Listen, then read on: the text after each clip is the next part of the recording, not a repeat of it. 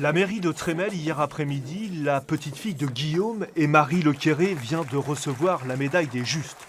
Émotion dans la salle. Au premier rang, un monsieur se lève, il s'appelle Jacques Lévy.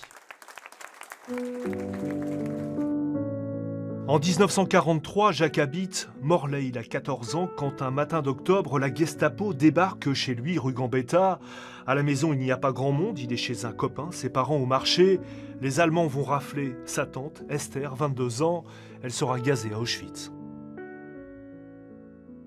Une voisine de notre immeuble est venue me prévenir de ne pas revenir à la maison et de prévenir mes parents. Et voilà, on s'est sauvés comme ça. Grâce à ça, on a trouvé M. Quéré qui nous a hébergés à la mission évangélique bretonne de Trémel. Il nous a cachés, il nous a prêté un grenier au-dessus du temple. Et on est resté là 1 an à peu près. Guillaume est un pasteur protestant. Avec sa femme et ses proches, il va donc prendre des risques pour sauver les Lévy. Après la guerre, l'histoire se savait, mais jamais la famille Lequéré ne voudra en tirer gloriole. Ce n'est qu'en 2015 que la petite fille a tenu à la rendre publique.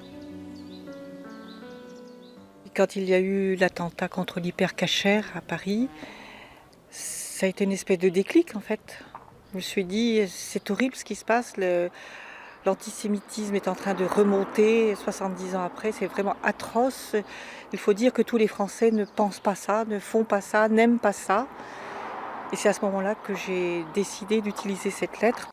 Une lettre dans laquelle, à la Libération, les parents Lévy avaient fait part de leur reconnaissance. Hier, les deux familles se sont retrouvées.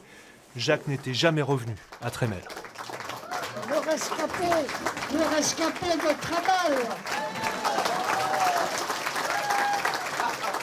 Je remercie Guillaume Lequéré qui nous a sauvé la vie. Bravo.